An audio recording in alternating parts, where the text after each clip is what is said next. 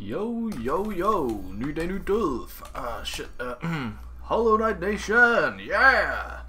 I'm here once again to yap about Red Dead. This time, however, the entirety of Red Dead. And by the entirety of Red Dead, I mean what I can remember of the first game that I just finished, like, last night. So, a lot of shit happened, and so little happened at the same time. I don't really know what I expected, but where I left off last, I just saw Dutch. I just met him. I don't know. I handed over my buddy, my homie Javier Escuela. I handed him over to the bowler hat guys, to the government goons, and they told me, "Oh yeah, I mean, you did what you were asked, but we can still press more out of you. You little, I don't know where I'm going with this, but they are blackmailing me as hard as they possibly can. They're extorting me for every single piece of anything they can get out of me." So they informed me that they have just spotted Dutch, or at least they have reason to believe, end quote, that they have found Dutch and that he's residing in just north of Blackwater. So that's a whole thing that is just not really explained, like why he's there or anything, but he is somewhere near Blackwater in a little hideout north of, I don't know, it's very cinematic, the entire, like, just the ride up there and just the area in general. And this is also where I remember that, hey, these places overlap. Blackwater is also in Red Dead 2. And at some points I do even recognize the map. Or like, not even the map, just like the locations. There is a lake somewhere, just like in the middle of the woods in like a hunting area in Red Dead 2. That's like, yeah, there's a little hunting cabin, you can like, I'm pretty sure there's a big like grizzly bear, you know, in Red Dead 2 there are these, I don't know, I don't think they're starred, but like, these like legendary creatures that you can hunt. One of them is an alligator, for example, one of them is this grizzly bear, which is in this area. But I don't know, it's not even because of the grizzly bear, it's just the area in general. I just remember it. It's not really unique in any sort of way. It's the vibe that is just perfect in this area that I just remember, just like riding around this lake. And I just got this image in my head when I rode around this lake. I just recognized it immediately. So, you know, it is the same place. The hunting cabin, the little log cabin, is no longer there, which is kind of goofy because this is a prequel, or this is a sequel to Red Dead 2. So you know, the timelines are a bit iffy. That's a whole thing that I realized. Also, when you arrive in Blackwater, it feels like there should have been way more than there actually is. But again, it makes sense. Red Dead is an older game than Red Dead 2. It's kind of goofy, the, you know, amount of content. I don't know. The vibes are way better in Red Dead 2 than in Red Dead 1. Not that Red Dead 2 is bad per se, but you know, there's just a lot more missing. You know, you can feel that especially after playing Red Dead 2 for the first time.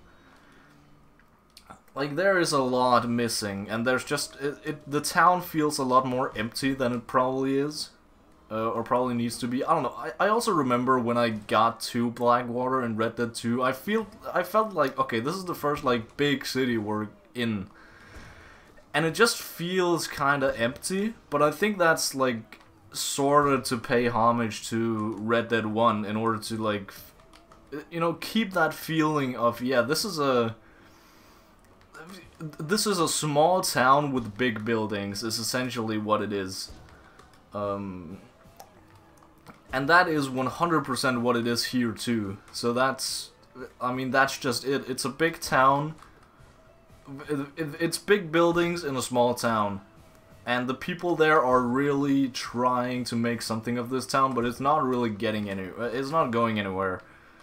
I mean, sure, it's progressing. I don't know. The vision in Red Dead 1 was probably, yeah, this is like the big town, but like in retrospect, in like the overall view, like it's not that big. It's not even bigger than like your own ranch, which I also just remember. I don't know, I haven't been in the Blackwater area that much in Red Dead 2, so I didn't recognize much immediately. That was, you know, the lake and of course Blackwater was the only things that I actually recognized. Before coming to the ranch, John Marston's ranch, that you actually get to build at the end of Red Dead 2. So that's pretty cool. That's pretty convenient. There's a lot of the maps that are also just kind of cut off, and I don't know. I haven't been exploring it, so I don't know if it's just like a mountain wall that is just has suddenly appeared, or if I don't know. I remember there being like a snow area. That's the one you ride through after, you know, at the very beginning of Red Dead 2. When you are essentially fleeing from Blackwater because you made a bank heist there, you're running through this like mountainous, wintry mountain range, and this mountain range feels a lot bigger than it probably is in Red Dead 2 or in Red Dead 1. But I mean, it's there, so I wouldn't be surprised if that's like the quote-unquote excuse to not explore the rest of the map that has suddenly just spawned in Red Dead 2. There's a lot of like small things here to unpack, but it's, you know, what else am I gonna yap about? I could of course yap about the story. I don't know, there's not much of the story left. I gotta be completely honest, and I don't know. The story didn't hit as hard because I was spoiled on both of the major deaths going in. Not really, I don't know, kinda my own fault, kinda not. It just, sometimes Red Dead just pops up on my TikTok For You page, and there's just like, it's either one of two scenes, and both of them are death scenes of someone. So if you are, I don't know why you're here, if you don't have intentions of being spoiled. So I'm just gonna dive right into it. We get to, you know, fairly quickly, we get to meet Dutch, like, pretty much face to face. And we see immediately that, yeah, this guy is just as washed up as Javier, if not even more. Again, in retrospect, because in Red Dead 2, Dutch is cool as fuck. Javier is cool as fuck, but they are washed up right now, and I don't know if they had like character concepts in mind of Red Dead 2, like a prequel, or I don't know. But it works. It works really well when you see it in retrospect. Like, yeah, they are washed up. They are far gone. They are far beyond their prime. And it works really well. It just, I don't know. It moves kind of fast, the entire thing, especially compared to the first area, or the first like part of the story where you are going after Bill and Escuela. You know, they eventually get to crossing the border. Bill crosses the border in order to meet up with Javier. And you know, that takes a long fucking time to get around to. First of all, you gotta get around to, you know, gather up forces to raid Fort Mercer, where Bill Williamson is hauled up.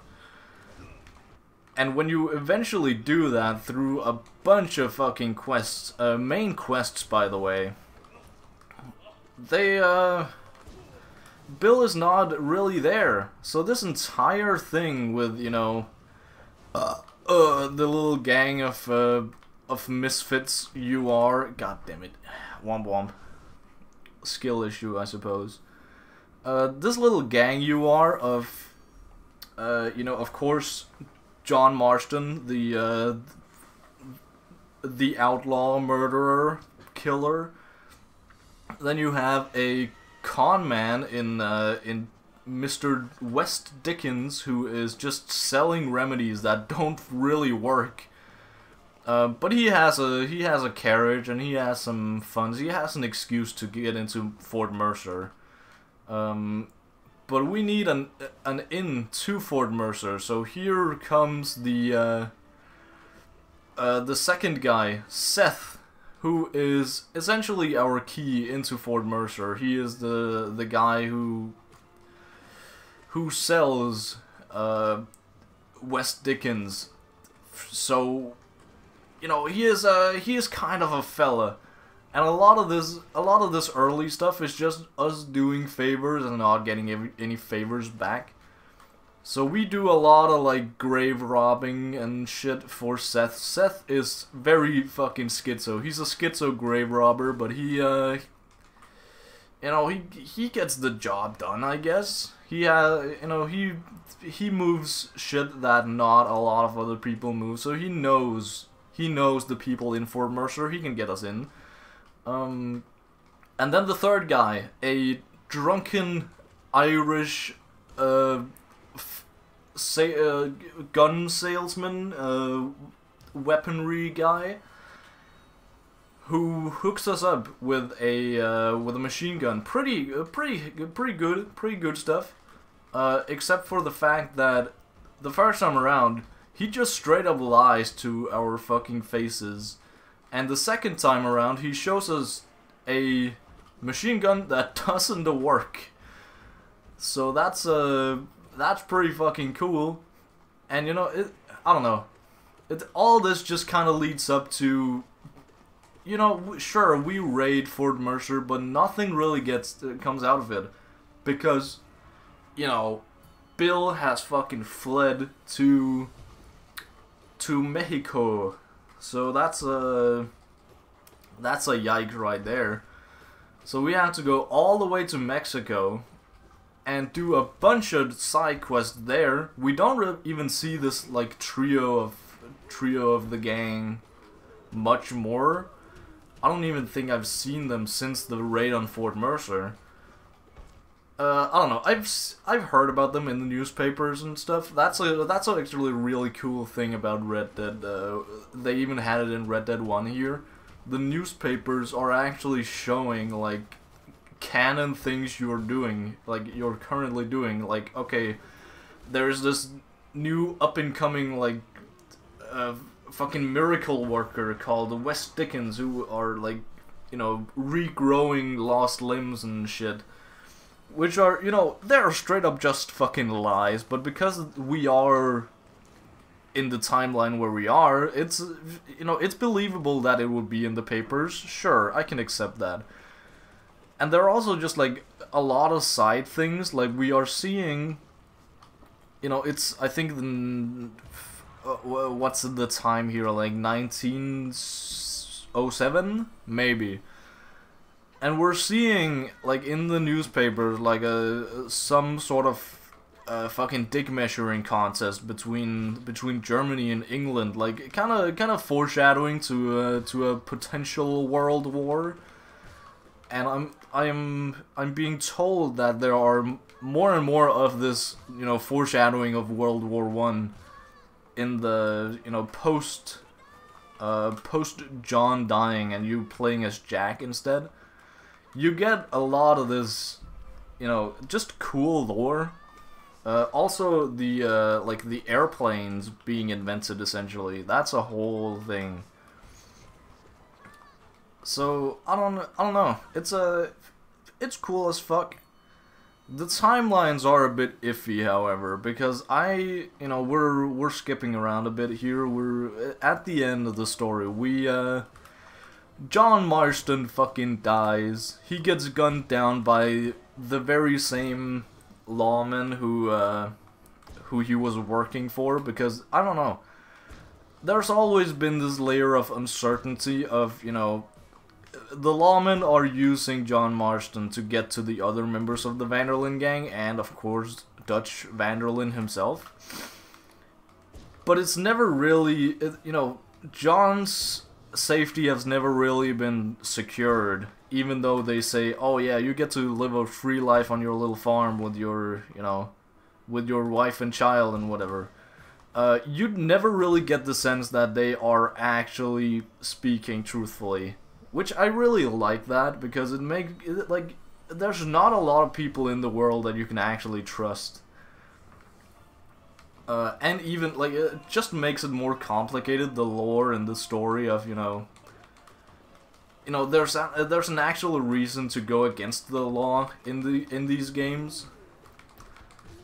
So that's pretty cool. That's pretty neat.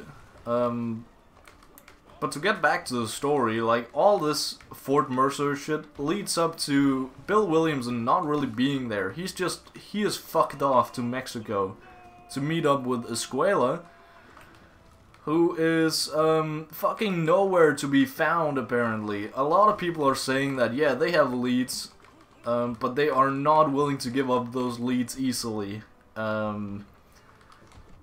Not by a fucking long shot. They are all holding their cards really close to their chest. They really want to win their separate sides of the revolution. So I kind of just like flip-flop around, you know, allegiances. You know, either helping the revolution or helping the government guys, and not really picking any sides. And after all of fucking that, you know, you finally pick a side, the rebellion wins. The rebellion might not be as good as you might have thought, but, you know, in the end, you don't really care. It's fucking Mexico. You're just here for Bill and Escuela. So you capture Escuela and you kill Bill, and then we are up to date here, where we are handing over Escuela to the bowler hat men who gunned down our boy John, and who is also holding his family captive, essentially. They're having fun. They're not fun guys, however. They are fucking despicable. But enough about that. We finally have a tail. We finally have a lead on Dutch. So we are moving to Blackwater. Up in the area where we haven't been before. Again, I probably would have recognized that, oh yeah, this is a place I've seen before. Both of the lake I talked about, and Blackwater, of course. Blackwater, like, the name is not really on the map, so I didn't really recognize it or immediately see that it was even there. But something else you just randomly run across is the farm. The farm you build. That's pretty cool. Again, I've already been over this, like the overlapping of maps between the games. I haven't really delved into that, and I'm not going to. I don't know. I'm probably gonna play Red Dead 2 somewhat soon, just like replay it and, you know, catch up on what everybody's doing and, you know, all the different shit. Again, I have so many games that I really want to play, but, you know, I really want to play Red Dead right now, so that's what I'm gonna do. I also just started, you know, both Disco Elysium, and I've just started today a little thing called Dark Souls 1, which is gonna be a whole fucking adventure for itself. It's, I don't know, I can feel the controls are a bit janky, but it is what it is. I'm gonna have some updates when I have something to update, which is not right now. But yeah, it was essentially, you just go around and, you know, Dutch is also interested in killing you because you're interested in killing him. Of course, there's gonna be some sort of conflict there. But it feels like everything is moving a bit too fucking fast. Like, okay, we have a lead on where he is, and we are going to investigate it, and, you know, oh no, it was a setup the entire time. That's essentially the entire foreplay. The rest of it is like butting heads with Dutch directly. He kinda, I don't know what he did or what there is a scientist guy who did something to piss off Dutch. So Dutch pretty much just raids the city of Blackwater in order to get this fucking man off the streets. I don't really know what he did, but he is mad. He's a, you know, it's a true city dweller, and he has never seen gun violence before, and he is not ready to face Dutch or even like flee him. He's a fucking wimp. So he is, you know, I don't know. We rescue him. We take him to the train station. I don't know. He has some goofy views about, you know, the outlaws here essentially just being wild, and he makes a breakthrough discovery too. I need to remember to breathe. He makes a breakthrough discovery of, you know, wow, even though we are so different, we the blood is the same. The same blood flows in our veins, which is crazy. Like we are the same species. That is inconceivable. So that's pretty cool. We have a whole like back and forth between our informant guy, who is a native Indian, and this guy who is just writing papers and doing science stuff. After he gets his first, you know, meeting with death after getting attacked by Dutch and his men, he becomes, you know, fucking addicted to heroin, which I think is pretty hilarious, pretty funny. And he is just, he's a fucking wreck afterwards. He is also just going on the schizo ramblings, and he does not look like he sleeps ever. He had like a little line of, you know, I'm never going to sleep again. That was just like a one-off line, but I genuinely don't think he has slept since, you know, since the events of that. Not that time really flows, and, you know, it's a fucking game, right? But it's pretty funny to think about. It's pretty hilarious. Uh-oh. Ah, I'm good. So that's pretty hilarious in and of itself. But, uh-oh. But yeah, we're just like, you know, fucking cat and mouse gaming Dutch at this point. We're just like, you know, he wants to kill us, we want to kill him, and that is essentially just it. And we see again this theme of, you know, Dutch is essentially the last of his kind. He wants so desperately to hang on to this life, this outlaw life, that is essentially taking the freedom from people. And we see also the bowler hat folks that are, you know, it's essentially just choosing the lesser evil of the two. Oh, I am so dead. I am so dead. Yeah, okay, well, I thought I had more health than I did. Are we going for a third run? Yeah, we're going for a fucking third run. Great.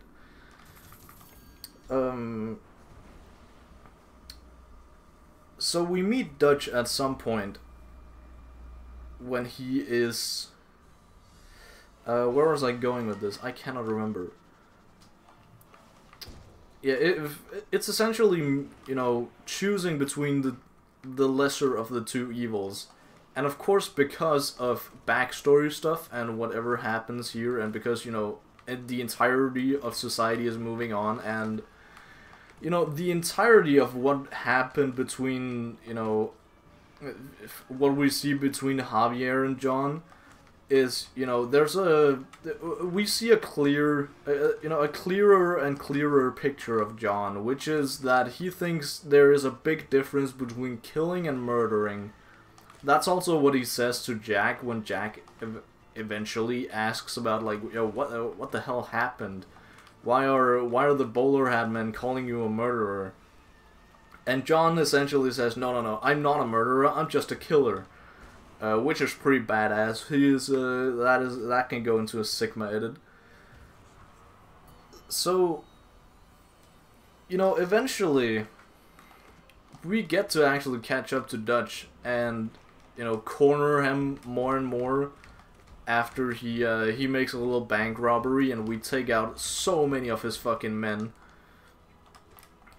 So his forces are whittled down, and that leaves him wide open to be attacked at his little fort up in the mountains.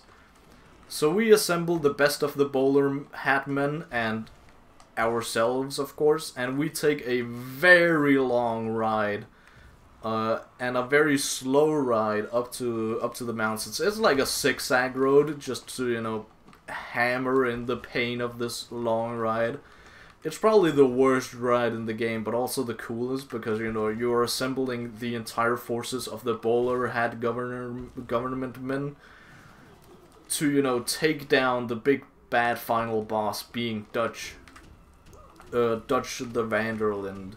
So when you're finally there, I mean, it's a bit underwhelming, actually. You know, Dutch is essentially just running from you, because he has so little people under him left, which is also, I mean, I guess it's the point of the game, sure. It's the point of the story that these outlaws are getting whittled down every day. And I don't know, if, you know, he's weak, he has been weakened now, and that's essentially the reason why we're attacking him at the time that we are. We just chased him out of the city, and we are just waiting, no, we don't have time to wait for him to just run away again, because he has done so many a times, and we're not doing that again. We're not playing that game again. So here we are at Dutch's hideout, and we are just chasing the fuck after him. We are, I don't know, we set fire to his little Gatling gun. He has a little Gatling gun he stands at, and, you know, that's actually, I mean, it's a pretty cool setting. I would have wished to explore it more, other than just this one place. I don't know, I could probably go back as Jack and see something, you know, some of the remains or something like that. But it eventually it eventually turns out to just goddammit, words. The climax of this entire thing being, you know, just a one-on-one chase sequence between John and Dutch, where Dutch is just crawling out of some caves up some mountains, and when he eventually meets a dead end, so he's standing at the edge of a cliff, and with us just, you know, following right after him, now pointing a gun at him. And I don't know, I would have really wanted to, you know, just fucking shoot him in a, like, duel fashion, because they have a whole, like, duel setup. They have a whole duel mechanic. But they didn't use that here. They used that later. Thank God, when you are...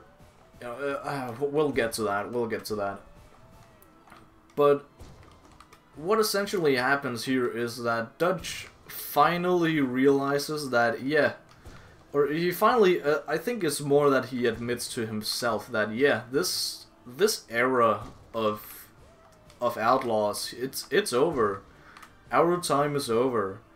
And instead of, you know, instead of choosing the path that John has, where he just, you know, he's essentially working for the government now, Dutch is taking the petty way out and just chooses to jump off the cliff himself, just fall over and die standing up, in his view. Whereas, you know, we see later that it's very much the opposite for John. He chooses the, you know, the promised life of this humble farmer that lives on the countryside with his family on his own ranch.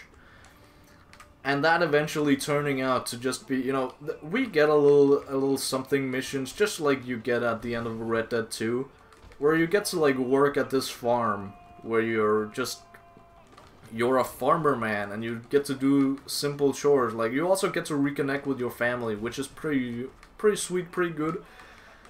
You take your son out for hunting trips and stuff, you know, stuff like that. You're herding some cows, just like at the very start of the game, which I realized pretty quickly.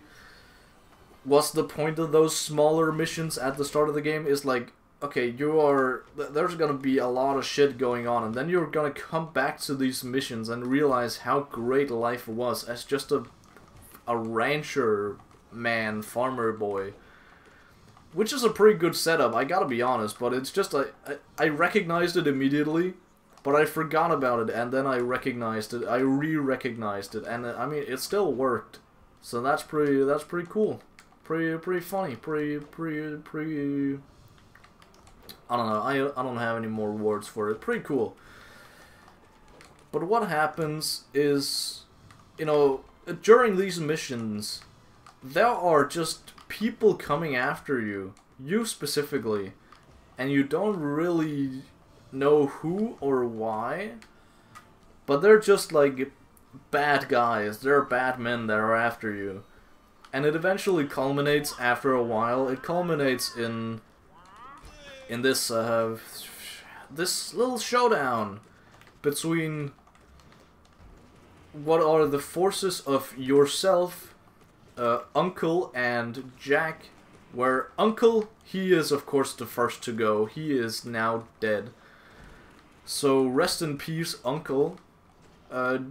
You're telling Jack to go take Abigail, and just like run off. So they do. And when you eventually you're just like in a little farmhouse, in a little, what are they called? You open the doors. You know, it's a pretty cool fucking scene because you see from John's perspective that, yeah, there are like dozens of fucking lawmen waiting outside. I am surrounded, and this is gonna be my death. But that's not gonna stop me from fucking going out in a blaze of glory and essentially die the way that I lived. Is how I see it, and that's pretty fucking cool. How he, you know, he chooses essentially to just give up and go back to the lifestyle he's always led, which he has tried to escape from in this entire game, but you know, that's, you know, he dies the way he lived. So that's a whole thing to unpack that I'm not sure I could be unpacking correctly. That's a whole thing that I'm not gonna get into. But John fucking dies. There is, you know, even though you're in control of the character, there's no way John is gonna survive this. So John fucking dies, and we see the POV of Jack and Abigail, who are now, you know, they heard a bunch of fucking gunfire in the distance, and then the gunfire suddenly stopped. So they turned back, and, you know, these guys that shot us, by the way, is none other than the Bowler Hat Men, led by Agent Ross. Agent Edgar Ross. That's a name we're gonna get back to in a little bit. Because the next thing that happens is that we see a little time skip of Jack now fully grown up, and, you know, he is at the gravesite of both of his parents, who we see that Abigail somehow something happened to her and she died 3 years later. I'm thinking it's probably the same because they are, you know, they hunted the remnants of the Vanderlyn gang, and of course Abigail is also a part of that. So they are, you know, now in this post-game section you're playing as Jack, which is, you know, it's here that the time, it gets a bit goofy, because there's essentially only one mission that is that I deem worth playing at least. You know, there's a bunch of side missions that are, it's kind of goofy because you've been at it for like fucking 3 years, these side missions, and not even as yourself. Like you have Jack you're playing as now. John Marston is dead.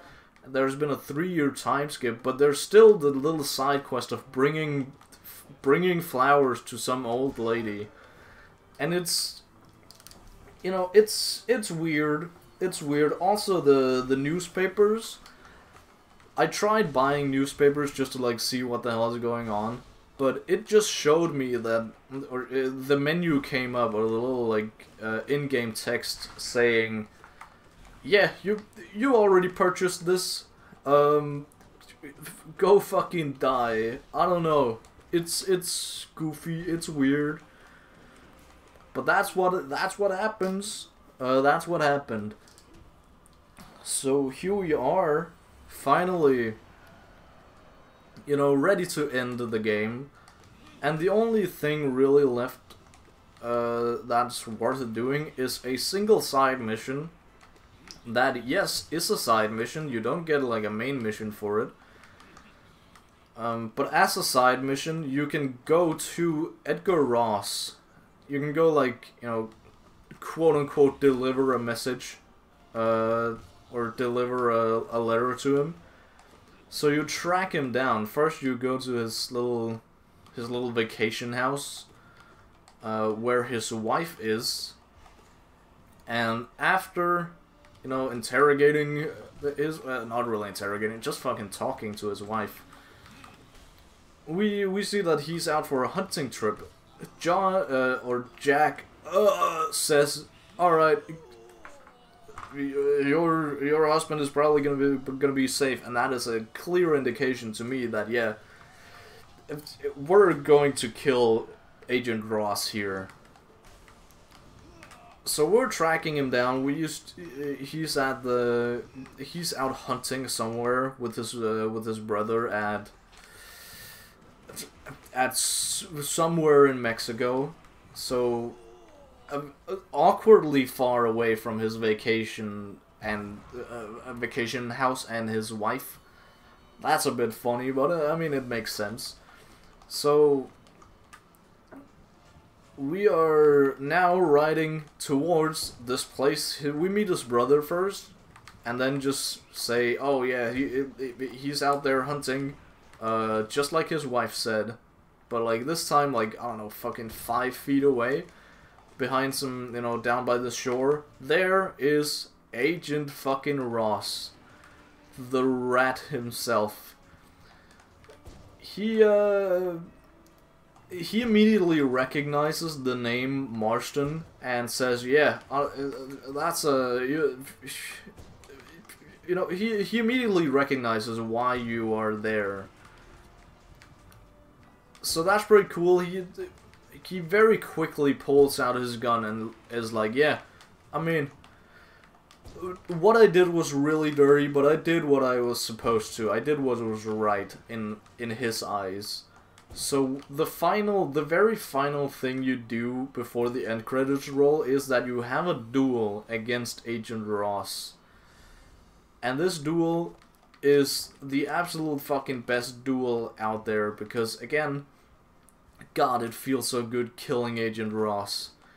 If he did John so fucking dirty, he made a deal with him to hunt down basically what is his family, and in return get a normal, quiet life without any, you know, any interference from them again. And right after he does so, Agent Ross sends a bunch of fucking men after him, and basically guns him down, you know, on his own little fucking farm. He just double crosses him. So, God, does that feel good. Just finally putting a bunch of bullets in him. I don't know. I'm still not really sure how the dueling system works. I was just kind of thrown into it the first time around. And I lost the first one, of course, because I didn't know what the hell I was doing. But then I just pressed a bunch of random buttons the second time around, and I have done so each and every other time there has been a duel. And I won all of them. So that's what, I don't know, I don't even know, like fucking 6-to-1 ratio. There has not been a lot of duels, but it also, you know, it feels good when there are actual duels and you just win. It feels special somehow. I am so dead right here. I have been too busy yapping this entire time. This is also the third run of today. This is not good. I need to get out and cook up some dinner because I refuse to believe that my other roommates are doing so. So I'm kind of hoping I die here. It would be impressive if I don't. Of course I'm done yapping, so that's a little less impressive. But oh well. So yeah, what's next on the menu? I'm going to probably, you know, have a bit of a wait, get somewhat into what's it called, Dark Souls, and then eventually, I don't know, I don't know what to expect actually, whether Dark Souls takes like, I don't know, 20 hours or like fucking 100 hours. But after Dark Souls or Disco Elysium, I'm probably gonna head into Red Dead 2 again. Again, that's gonna be on PC. I'm gonna play on keyboard and mouse, which is gonna be weird now that I've finally adjusted to, you know, aiming with controller. It's also one of the games where, you know, of course you meet a lot more enemies in the later stages of the game. Example, where you reach the hideout of Dutch. You get to, you know, face a lot more enemies. But that also means that you get way better. So I just ended up getting way better. I got like a perfect, you know, there is the auto aim, which is pretty fire. Now that I know how it roughly works. And I don't have to like put fucking 60 bullets into one guy in order to kill him. I can one-tap every single enemy now, and it's pretty fucking sweet. But that's, you know, that comes with the drawback of when I'm gonna play Red Dead 2, that's gonna get all ripped away from me. But, well, that's how it is. That's how stuff goes. That's how shit goes. That's how the shit flows. Oh, somebody should write that down. So, when, I don't know, again, I don't know how long either of those games are gonna take. Disco Elysium is, I'm expecting a very long game, but it's also a very, it's a really good game so far. But it's not always clear. Like, it feels a lot like, what's called, kind of like a mix between Baldur's Gate and Outer Wilds, which is crazy. But it's a very, like, psychological game, and you have, like, a little skill tree and shit. But a lot of it is, like, you can just, you can do a lot of different things. Like, the menu of options is a lot like Baldur's Gate. Like, you can, the first little thing is a guy hanging from a tree. And you can choose so many things to do. You can choose to, like, look at the surroundings, choose to...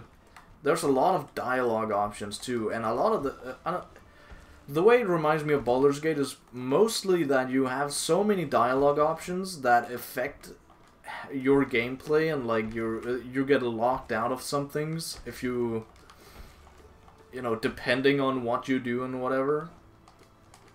It's a lot, but all of them have, like, actual... It's not just text. They actually speak. You know, they have actual audio to them, which is pretty fire, if I do say so myself.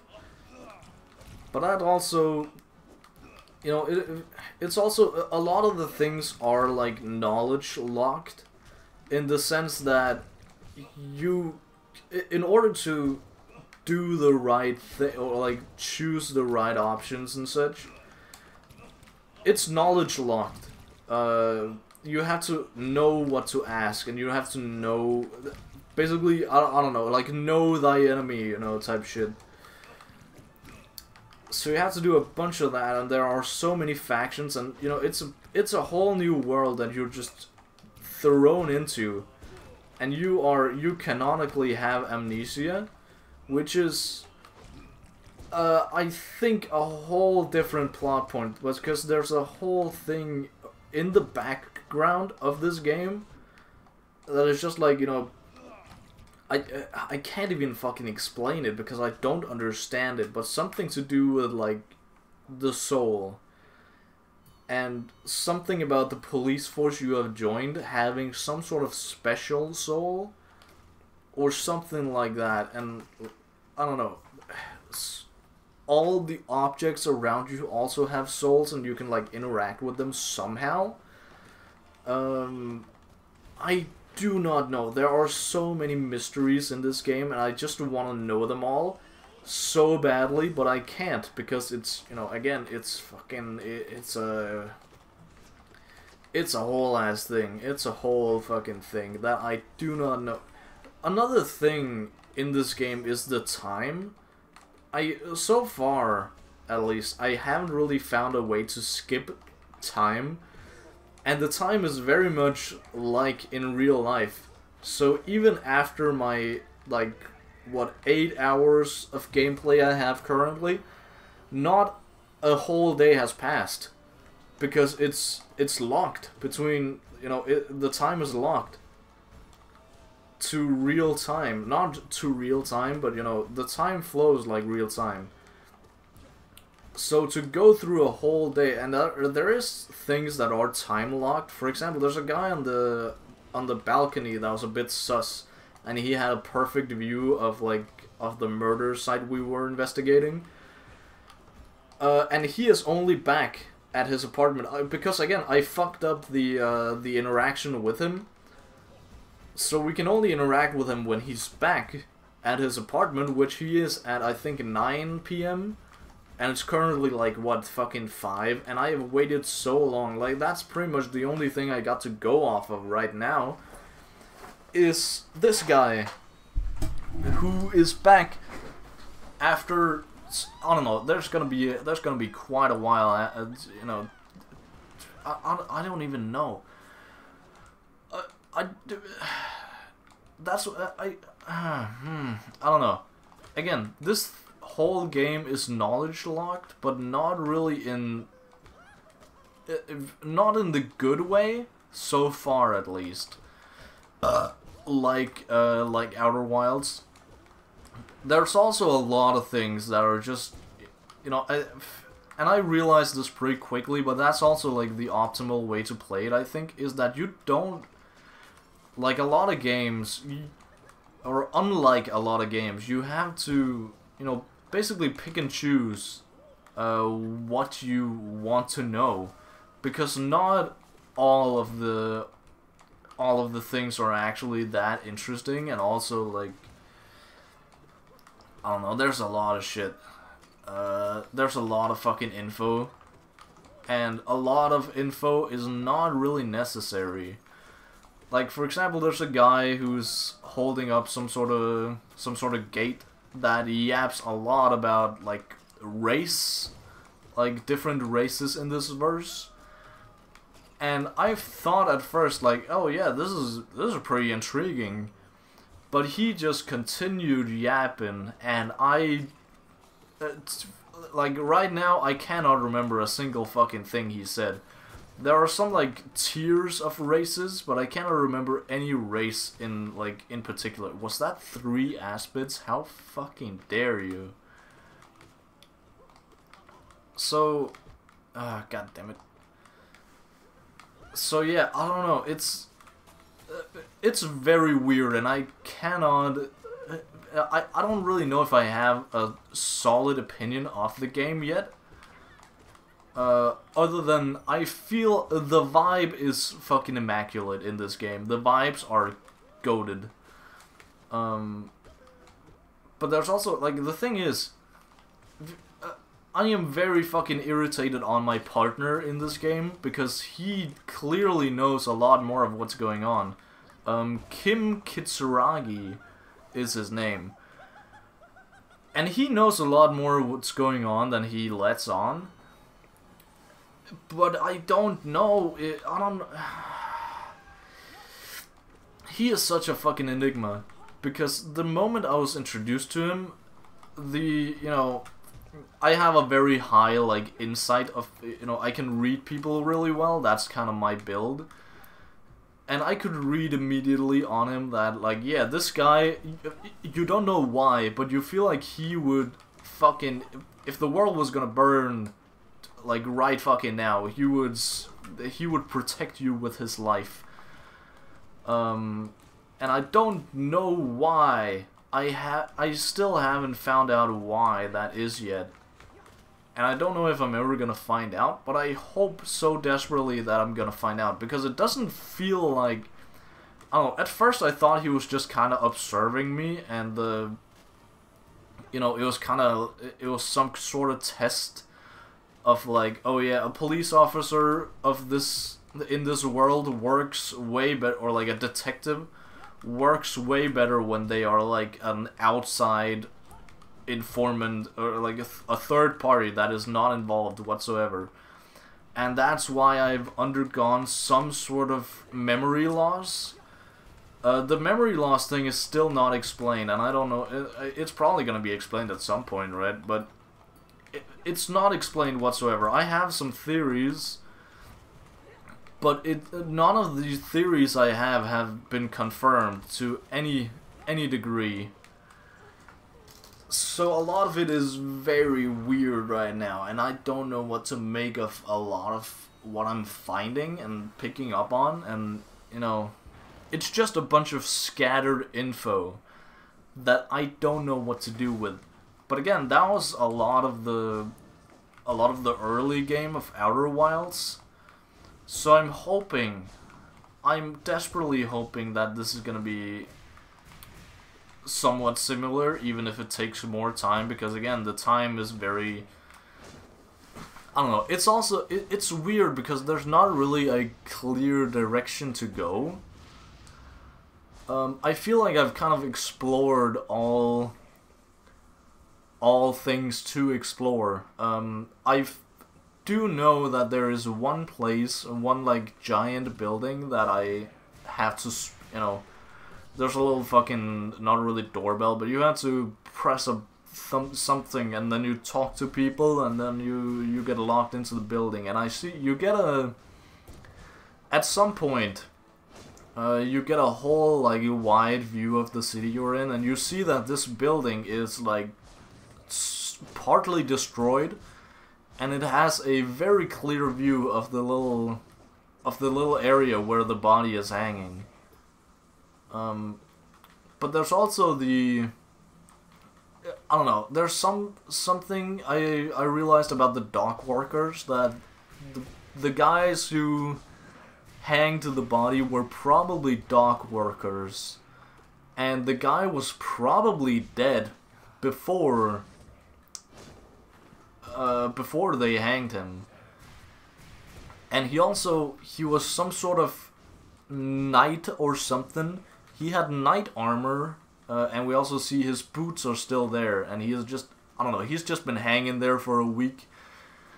And I don't know, there is so fucking much that is just an enigma at this point. Mainly being, who the fuck killed this guy? It's probably some dock worker, but, I can't really interact with the dock workers because they are all at this rally. They're all going on strike because they something about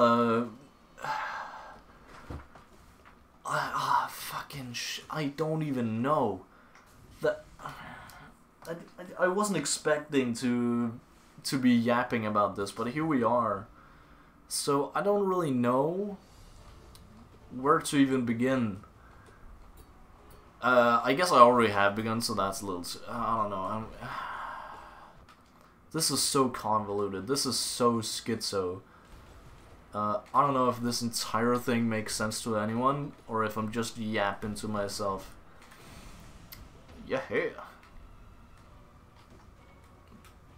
But yeah, I gotta play through some Disco Elysium some more. I'm just not sure where to go. But again, the overall vibes of the game are really great.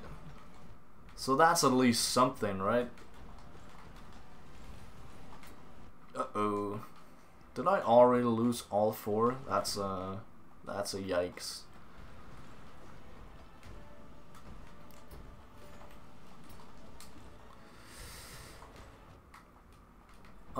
But yeah, Dark Souls so far.